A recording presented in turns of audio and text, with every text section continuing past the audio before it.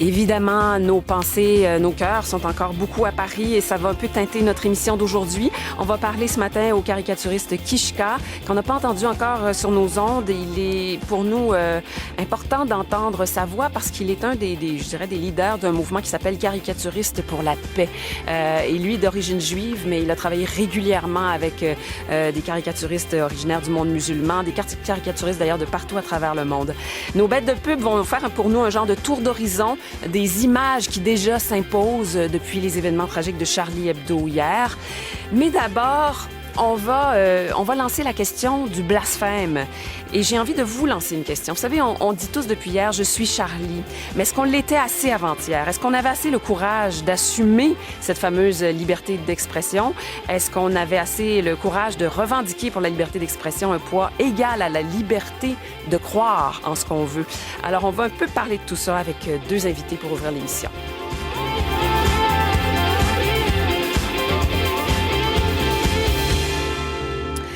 Alors, ces deux invités, je vous les présente. Marc-Antoine Dillac, avec qui on fait connaissance ce matin. Bonjour Marc-Antoine. Bonjour. Qui est professeur adjoint en éthique et philosophie politique à l'Université de Montréal, spécialiste des questions de tolérance et de blasphème. Alors, on est pile dans notre sujet avec vous.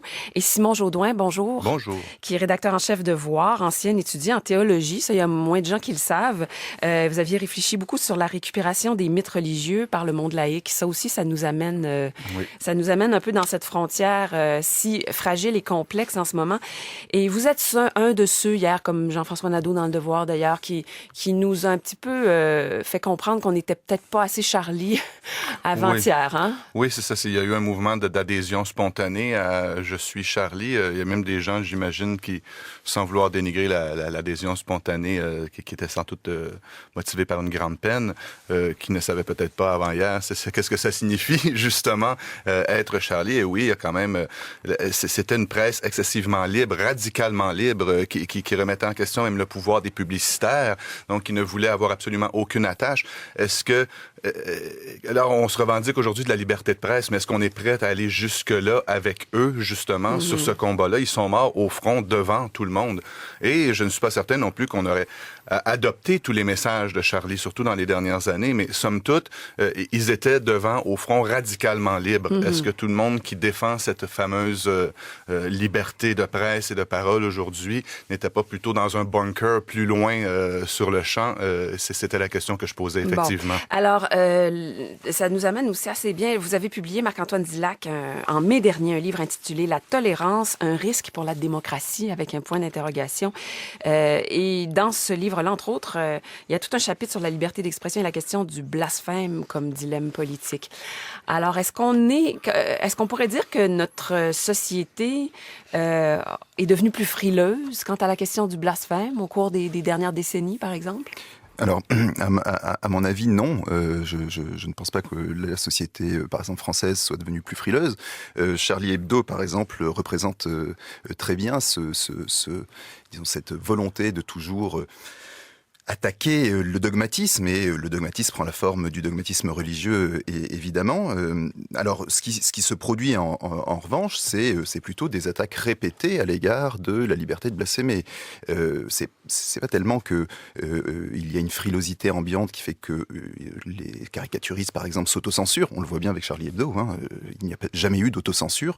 Néanmoins, ce qu'on remarque depuis les années 80, c'est une augmentation des recours judiciaires contre certaines formes de blasphème par la caricature, par des publications aussi littéraires. Alors, ce qui serait intéressant, là, c'est de remonter un peu le temps et de voir qu'est-ce que c'est comment est né le blasphème? Qu'est-ce que c'est le blasphème, en fait, Marc-Antoine Dillac? Bon, alors, sans être un spécialiste de la religion et du blasphème en tant qu'acte religieux, disons que le blasphème s'atteste depuis en fait l'Ancien Testament, qui très explicitement dit que toute personne qui parlera mal de Dieu, alors j'utilise le mot Dieu qui n'est pas utilisé, mais toute personne qui parlera mal de Dieu, quelle que soit son appartenance ethnique, son appartenance linguistique, eh bien, devra être mis en pièces et sa maison brûlée. Ouais. C'est dans une grande livre violence, de Daniel. Oui, et le blasphème était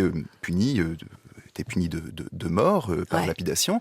Donc tout ça, c'est quelque chose qui, évidemment, disons, est un héritage. Oui, c'est ça, c'est présent, en fait, dans les fondements des trois grandes religions monothéistes. Là. Exactement. Alors, dans le christianisme, c'est un peu plus compliqué parce que on ne trouve pas ce type de propos dans les évangiles. C'est ça, dans l'Ancien Testament, oui, qui est repris quand même par les chrétiens. Les 10 commandements aussi. Les 10 commandements aussi. Effectivement.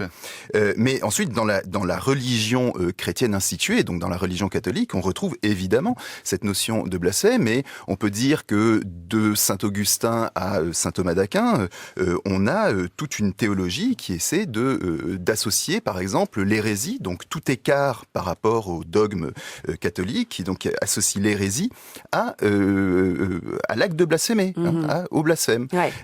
Et donc répression très très violente. Donc une répression extrêmement violente. Et ça va durer longtemps, puisqu'on peut penser à l'Inquisition, on est là-dedans aussi. Ça va durer jusqu'à la Révolution française, jusqu'aux Lumières, et ensuite, pour retirer jusqu'à la fameuse loi, là, c'était 1881, sur la liberté de presse en France, où là, carrément, la notion de blasphème va être carrément retirée de toute forme de juridiction. Mais effectivement, ça aura duré toute cette époque-là. Ça aura duré, bon. Oui.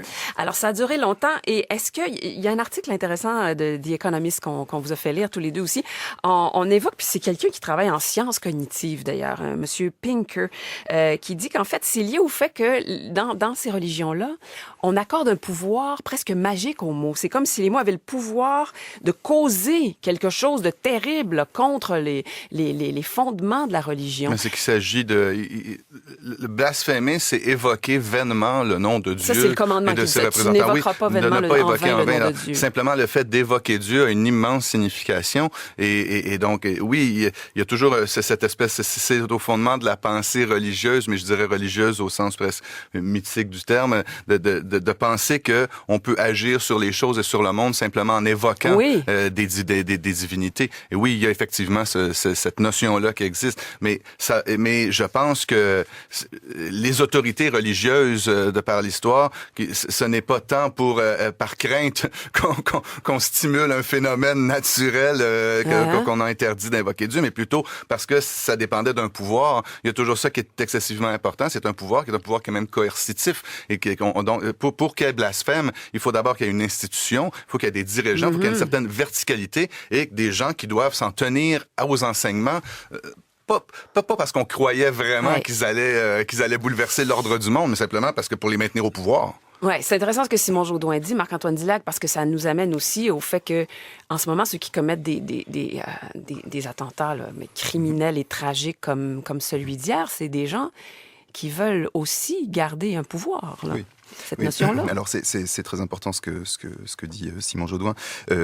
Concernant l'article et le point de vue de Pinker, je voudrais dire simplement que le fait d'attribuer un pouvoir magique aux mots, c'est un fait qui est très général et qui est pas propre à la religion. Le blasphème, évidemment, peut-être cristallise un peu plus ce pouvoir des mots, mais c'est quelque chose, c'est un phénomène linguistique et humain général.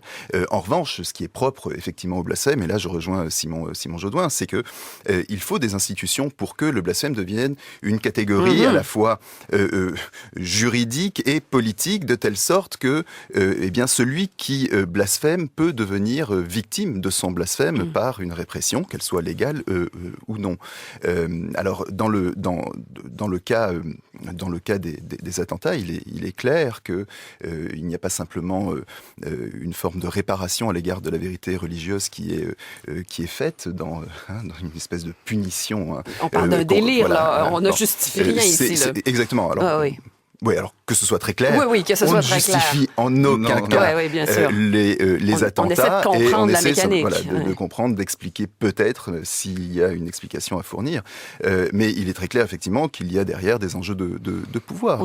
Ça, on ne peut pas le nier. Alors, on a évoqué le fait que le blasphème est aussi vieux que les trois religions monothéistes, puis probablement qu'il existe dans d'autres courants religieux que je connais moins aussi, mais... Oui, mais c'est aussi la base, si je peux me permettre de faire un petit détour, quand on y pense bien, c'est aussi la base, le fondement de la philosophie occidentale, de la manière que nous l'avons pensé, et qui rentre justement en contradiction souvent avec la pensée religieuse. Pensez à la condamnation de Socrate, par exemple. De quoi était-il accusé, Socrate, à l'époque? C'est une condamnation célèbre, d'avoir bu la sécu. De ne pas croire au Dieu de de la cité, d'introduire de nouveaux dieux et de corrompre la jeunesse. Il y avait là la notion de ne pas croire aux dieux, de ne pas porter respect, de ne pas craindre les dieux de la cité, de vouloir en introduire des nouveaux, par les idées, par la dialectique, des choses comme ça, par le dialogue, et donc de corrompre la jeunesse. Et donc la philosophie occidentale est en rupture complète, si vous voulez, avec la notion de blasphème. Donc on peut même évoquer aussi une lutte de pouvoir dans un sens. Tout à fait. Ça se ramène toujours un peu à ça. Il a été mis à mort. Oui, c'est pas rien.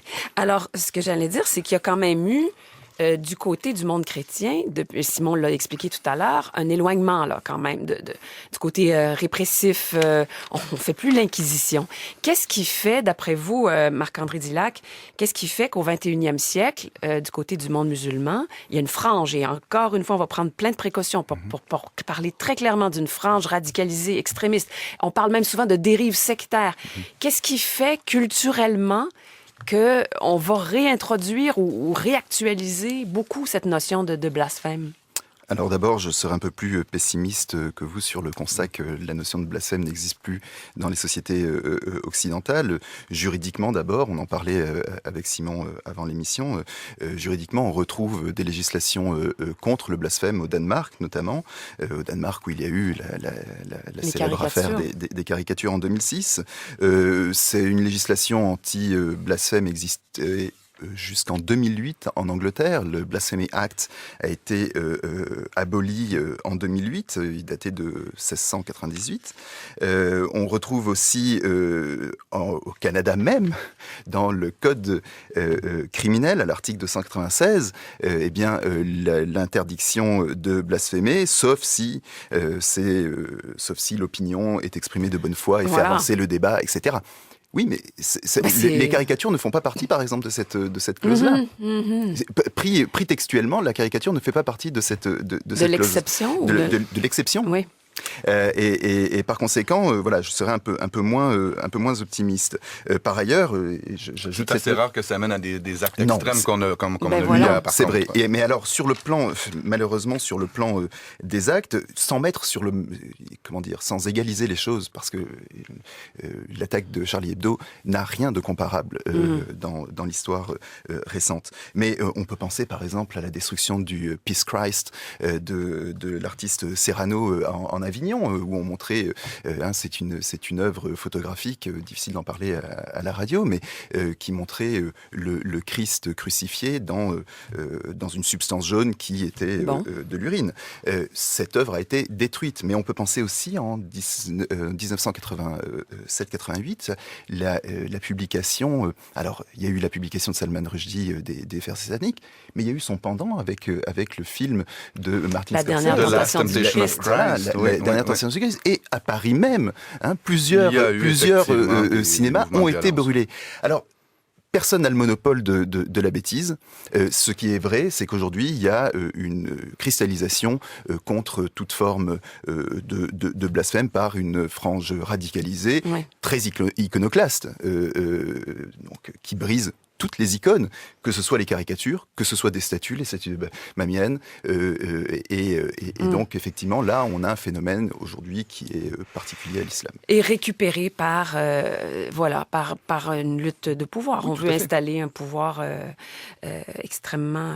Je pense tout de même que dans les pays où la loi sur le blasphème est le plus appliquée, on pense notamment au Pakistan où on carrément la peine de mort. On aurait eu, j'avais les chiffres là, ce matin. Peut-être que mon collègue les sait un peu mieux que moi. Dans l'article jusqu'à 900 personnes et plus qui ont été condamnées, pas seulement des chrétiens, mais des... on dit qu'il y aurait eu 14 peines de mort au Pakistan liées au simple blasphème. La plupart attendent dans le couloir. Mais des cas comme Shawan Mashi, Asia Bibi, des gens comme ça qui ont été condamnés pour blasphème, c'est des choses qu'on ne voit plus ou moins ici. Mais par contre, je veux simplement dire, dans un côté beaucoup plus laïcisé, dans un pays qui est notamment réputé pour sa tradition laïque depuis sa révolution, l'affaire des Pussy Riots, en Russie, il a été clairement dit dans le jugement qu'elles n'étaient pas coupables de blasphème, mais elles avaient blasphémé le lieu et elles n'avaient pas respecté les règles de l'Église. Mais là, vous venez de mettre quelque chose d'intéressant sur la table, Simon, et on va terminer peut-être avec ça. Le fait que il n'y a pas un pays quand même sur la Terre là, d'obédience chrétienne qui a dans sa constitution quelque chose qui ressemble à la peine de mort pour le blasphème. Mais je pense quand même dans le monde musulman, le Pakistan, où non, je parle du monde chrétien. Oui. Ben voilà, dans le monde musulman, ça existe. Il y a des pays, c'est inscrit dans leur loi. Ils sont les pays islamistes. Mais c'est pas des pays où la démocratie est excessivement en santé non plus. Mais est-ce que c'est pas là finalement la racine de l'explication? Pourquoi c'est dans le monde musulman? Pense, oui. Est-ce que tant que ces pays-là vont exister, ils auraient beau aujourd'hui condamner les attaques, est-ce qu'il n'y aura pas là une pente dangereuse? Qu'est-ce que vous en pensez, Marc-Antoine? Oui, bien sûr, mais alors, pour reprendre l'objection de Simon, évidemment, ce ne sont pas des pays démocratiques. Dans un pays démocratique, normalement, il y a eu une séparation entre l'Église, les églises et le pouvoir politique. Dans des États où il n'y a pas cette séparation, et pour des raisons politiques qu'on a connues en Europe jusqu'à la Révolution, eh bien, dans les pays où il n'y a pas ce type de séparation, un blasphémateur est quelqu'un qui menace l'autorité de l'État. Et par conséquent, la peine de mort qui est infligée au blasphémateur est une peine politique. Exactement comme ça pourrait être la peine que recevrait un opposant politique. Donc il faut bien avoir ça à l'esprit. Et effectivement, le chemin vers la démocratie et l'abolition de ce type de peine est encore long. Encore long, parce que ça voudrait dire que ce type de gouvernement n'existe plus. Tout à fait. Et ça, c'est pas demain. Mais on a l'impression qu'on s'en sortira pas à moindre coût. Au coût de la démocratie, oui. C'est ce que je pense aussi, mais d'où l'idée justement où je crois où je reviens à l'idée première où vous m'avez aiguillé sur cette fameuse idée de liberté de presse, où on se demande à la fin comment on s'en sert de cette liberté de presse, quel type de pédagogie on fait, et notamment intra-État chez nous, avec les gens qui justement pourraient être appelés, parce que vous remarquerez le CHEM là, dernièrement, où c'est souvent des gens qui sont résidents à l'intérieur des pays, c'est pas des attaques venues de l'extérieur. Donc, comment nous menons ce débat démocratique-là ici? Je veux bien croire qu'il faut partir, les va-t-en-guerre vont dire, mais il faut absolument s'armer contre eux et réagir. Mais comment travaillons-nous ici? Pas simplement en processus d'intégration, mais oui aussi. Comment se fait-il? Comment les gens se sentent-ils lorsque d'année en année, à chaque fois que quelqu'un demande un menu halal quelque part, où on sort tout de suite les grands discours et on crie à l'intégrisme. Comment on se sent à l'intérieur des pays, alors avec ce dialogue-là qui peut être vicié à la base, où chacun reste sur ses positions. C'est pour ça que moi, ça fait quelques années que je revendique justement une idée d'inclusion, mais pas inclusion simplement au niveau du principe, mais d'un dialogue démocratique réel avec nos concitoyens. Donc, même à l'intérieur des démocraties, il faut l'appliquer ici, ce qu'on réclame chez les autres. Voilà. Ouais. Alors, 3 commentaires en terminant. Lise Pelletier de Montréal. À mon sens, le blasphème est une critique de la morale. Or, je préfère l'éthique qui n'est pas non plus la rectitude politique. Critiquer, se moquer, remettre en question, débattre, questionner sont des fondements de notre liberté individuelle. Serge Brodeur de Nord-Métal. Le blasphème est d'abord avant tout une invention pour ségréguer, punir et contraindre. Ça revient à certaines idées que vous avez amenées tous les deux. Et José Olivier, pour moi, la plus haute forme de blasphème, c'est le meurtre, pas la parole. Très intéressant. Un grand merci à tous les deux. Simon Jaudoin, rédacteur en chef de Voir, ancien étudiant en théologie. Et Marc-Antoine Dillac, professeur au département de philosophie de l'Université de Montréal, titulaire de la chaire de recherche du Canada en éthique publique et théorie politique et auteur d'un livre La tolérance, un risque pour la démocratie, point d'interrogation, publié en mai dernier chez Vrin. Merci beaucoup tous les deux. Merci, au revoir.